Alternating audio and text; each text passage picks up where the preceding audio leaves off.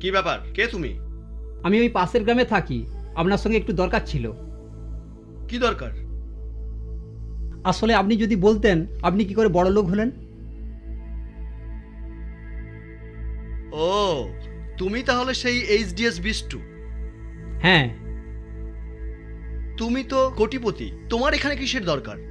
না না, আমি কোটিপতি হইনি, তবে কোটিপতি হবই। তাহলে এখানে কি জন্য?